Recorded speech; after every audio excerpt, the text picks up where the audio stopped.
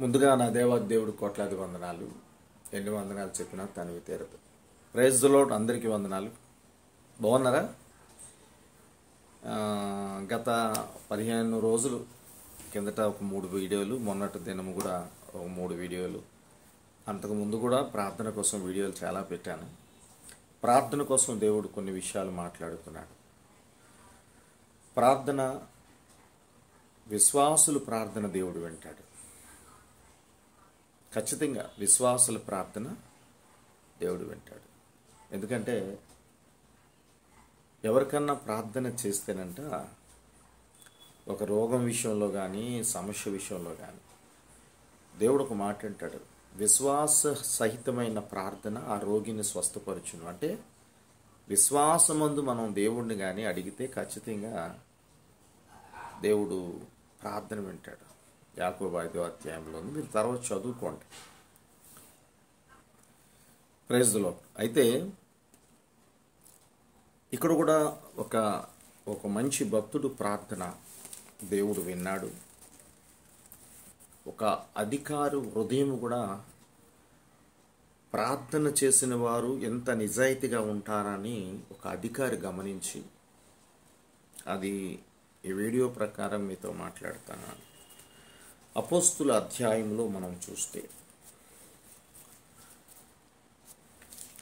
మహాభక్తుడు, ప్రార్థనాపరుడు, దేవుడికి ఇష్టమైన వాడిగా ఉన్నాడు. శిష్యులందరికన్నా మంచి పరిచర్య చేసిన వ్యక్తిగా పౌలు గారిని మనం చూడగలుగుతున్నాం. పౌలు గారు ఈరోజు ఈ వీడియో చూస్తున్న నీవు,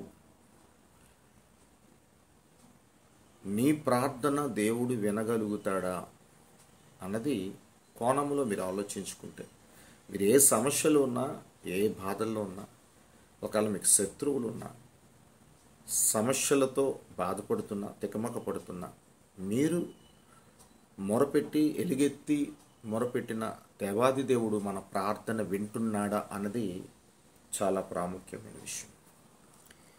ఇక్కడ జైలు అధికారి అన్నమాట మనం చూడగలుగుతున్నాం.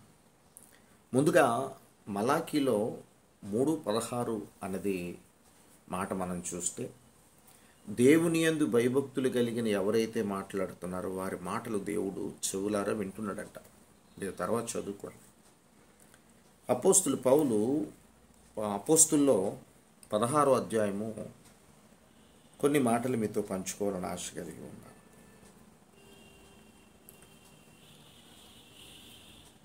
అపోస్తులు 16 30 నుంచి 34 వచనాలు.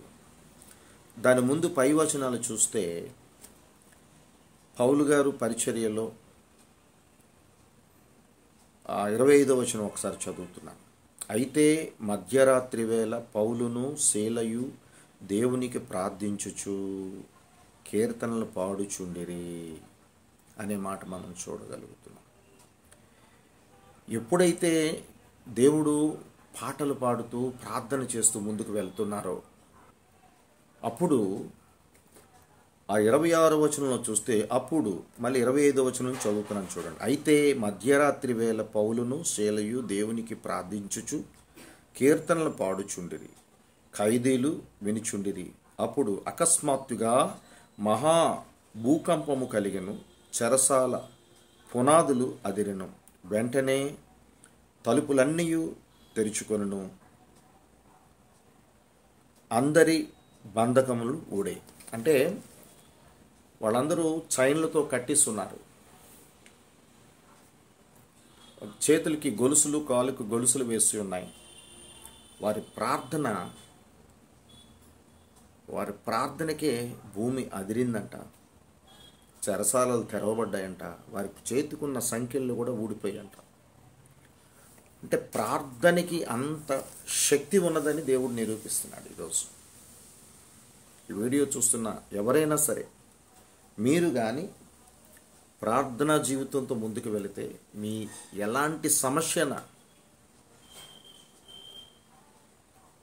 దేవుడు ఖచ్చితంగా ఆ యొక్క సమస్య ప్రతి విషయంలో ఆ యొక్క ఆ సంఖ్యలను, ఆ బాధలను, ఆ సమస్యలను తెంపివేస్తాడు దేవుడు. విశ్వాసమైన సహితమైన ప్రార్థన నీకుంటే. అయితే వారు సంఖ్యలు తెగిపోయాయి. అక్కడ సందర్భం ఏంటంటే ఖైదీలందరూ పారిపోయారు.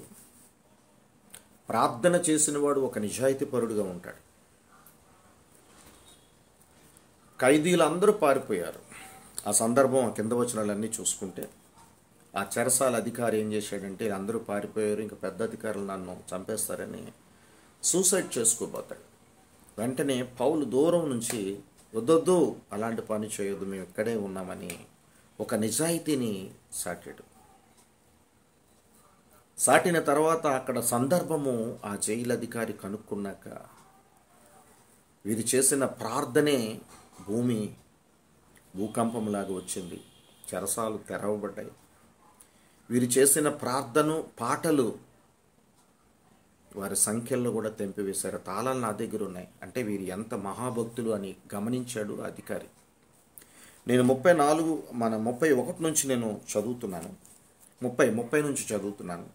అపోస్తులు 16వ అధ్యాయం 30 నుంచి చదువుతున్నాను. చూడండి. వారి వెలుపలికి తీసుకొని వచ్చి, అయ్యలారా, రక్షణ పొందుటకు నేనేమి చేయవలను. ఎప్పుడైతే ఖైదీలందరూ పారిపోయారో, ఆయన సూసైడ్ చేసుకోబోయాడో,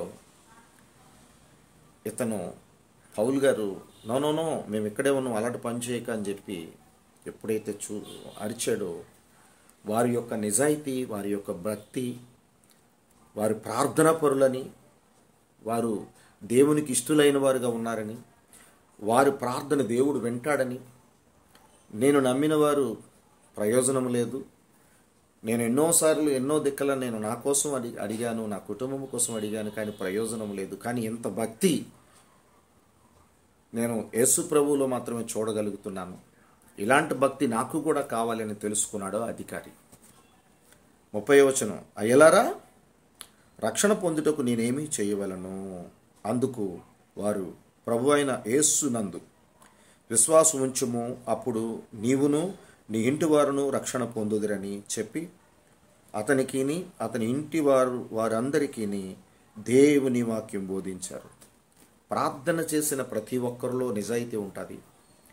ప్రార్థన చేసిన ప్రతి ఒక్కరు కూడా దేవుని కోసం చెప్తారు, వారి కోసం కాదు. నేను ప్రార్థన చేస్తే స్వస్థత అయిపోతుంది, నేను ప్రార్థన చేస్తే మీ ఇంటికి వచ్చేస్తాను, స్వస్థత అయిపోద్ది, నాకేమిస్తారు, నేను ప్రార్థన పరుణ్ణి, నా మొరే దేవుడు వినేస్తాడు అని ఈరోజు డబ్బాలు కొట్టుకున్న సేవకులు, భక్తులు ఎంతోమంది ఉన్నారు. అందరిని అనటం లేదు. నీ ప్రార్థన వింటున్నాడు అంటే నీ భక్తి, నీ నిజాయితీ, నీ యథార్థత, నీ యొక్క నీతి, అప్పుడే దేవుడు ప్రార్థన వింటాడు. అంతేగాని డబ్బాలు కొట్టుకున్న ప్రార్థనలు దేవుడు వినడు. నువ్వు ఎంత మొరపెట్టుకో వినడు. చాలామంది చలమానైపోతున్నారు, చాలామంది సేవకులుగా చలమానైపోతున్నారు. బైబిల్ కోసం అంతా తెలియకర్లే, యేసు ప్రభు ప్రేమ తెలిస్తే చాలు. అప్పుడు మాత్రమే నువ్వు బైబిల్లో చరిత్రలు చెప్పేసి నేను అని చెప్పుకుంటే ఎప్పటికన్నా ప్రమాదం నీకే ఓ సేవకుడా. చరిత్రలు చెప్పేసి నేను అన్నీ తెలుసు, నాకు బైబిల్లో నేను పండితుడిని నువ్వు అనుకుంటే ప్రయోజనం లేదు. కానీ యేసు కోసం నువ్వు తెలియాలి. నువ్వు పొరపాటు చేస్తే యేసు ఏం చేస్తాడు? దేహాన్ని, ఆత్మను నరకములో వేసేవాడికి నువ్వు భయపడితే నీలో నిజాయితీ ఉంటుంది. ఈ లోకంలో దేనికి ఆశపడవు. ఈరోజు ఒక్కొక్క సేవకుడు కోట్లాధిపతి అయ్యారు, కోట్లకు పగడెత్తున్నారు ఒక్కొక్కరు. దేవుడేమో ధనాన్ని సమకూర్చుకోవద్దు అంటే ధనాన్ని సమకూర్చుకుంటున్నారు. సేవా నిమిత్తములో ఆ మాత్రం పేరు ప్రతిష్టలు సంపాదించి ధనాన్ని సమకూర్చుకొని ఈరోజు సూటు బూటు కారు. ప్రజలు కూడా అలాగే ఉన్నారులేండి, ప్రజలు కూడా అలాగే ఉన్నారు. సూటు బూటు కారు వారినే ఆహ్వానిస్తున్నారు, ఒక చిన్న సేవకుడిని ఆహ్వానించడం లేదు. నేను చాలా వీడియోస్ పెట్టాను, బ్రదర్ శైలేష్ పాల్ వీడియోస్ చూడండి. నేను దేవుడి కొరకు బ్రతుకుతాను, దేవుడి చిత్తాన్ని నెరవేరుస్తాను. ఎవరిని నేను నిలదీయను, వాక్యం ద్వారా నిలదీస్తాను ఎవరినైనా. వాక్యంతో ఈ వాక్యం చూసి ఎవరైనా సరి చేసుకోండి. గర్వపడినా, అహంభావంతో ఉన్నా, నేను సేవకుడిని, డబ్బు ఉంది, నాకేం పర్వాలేదు, సూటు బూటు కారు, నా తర్వాత నా పిల్లలు చూసుకుంటారు చర్చ అని గర్వంతో ఉండకండి. ఒక నిజాయితీ, ఒక యథార్థత, ఒక మంచితనం మాత్రమే దేవుడు నీ ప్రార్థన వింటాడు. ఆ ప్రార్థన ద్వారా నువ్వు రక్షించబడతావు. నీ బోధ విన్నోరు రక్షించబడతారు. నీవు కరెక్ట్ ఉంటే నీ ఫ్యామిలీ కూడా రక్షించబడతారు. అంతేగాని గర్వంతో ఇక్కడ ఎంత సంపాదించినా ప్రయోజనం లేదు. అయితే ఇక్కడ క్లియర్గా చెప్తున్నాడు, ఇంటి వారికి వాక్యం చెప్పారంట, ఆ ప్రార్థనాపరుడు ఎప్పుడు కూడా దేవుడి కోసం యథార్థమైన బోధ చేస్తూ ఉంటాడు. 32వ వచనం చదువుకున్నాం. రాత్రి ఆ గడియలోనే 33వ వచనం, అపోస్తుల 16వ అధ్యాయం 33వ వచనం. రాత్రి ఆ గడియలోనే అతడు వారిని తీసుకొని వచ్చి వారి గాయములు కట్టెను. వెంటనే అతడును అతని ఇంటి వారును బాధ్యత్యం పొందిరి. మరియు అతడు వారిని ఇంటికి తోడుకొని వచ్చి భోజనము పెట్టి దేవుని యందు విశ్వాసం ఉంచువాడై తన ఇంటి వారందరితో కూడా ఆనందించెను. ఈ బైబిల్లో ఉన్న అధికారి, చెరసాల అధికారి, ఒక ప్రార్థనాపరుడు ఆ ప్రార్థనాపరుల్లో ఉన్న నిజాయితీని చూశాడు. ఆ ప్రార్థన ద్వారా దేవుడు శక్తిని చూడగలిగాడు. తన మనసు తెరవబడింది. ఈరోజు ఒక సేవకుడిని, ఒక యథార్థపరుణ్ణి చూశాక అనేక రకాల జనాంగము ఈయన మంచివాడు, ప్రార్థనాపరుడు అని వారు దేవుడి దగ్గరికి వచ్చేలా ఉండాలి. ఈరోజు సోషల్ మీడియాలో మనం చూస్తున్నాం, సేవకుల్ని ఏలెత్తి చూపించుకుంటున్నారు. ఈ అంత్య దినాల్లో జరుగుతాయని దేవుడు చెప్పాడు. మత్తయి సువార్త 24వ అధ్యాయం చదువుకోవచ్చు. నీ బట్టి ఒక ఆత్మ నశించిపోతే దేవుడు నీకు లెక్క అడుగుతాడు. సహోదరుడా, సహోదరి, ఒక సేవకులుగా ఉండి చలామణి అవుతూ డబ్బు కోసం బ్రతుకుతున్న ఓ సేవకుడా,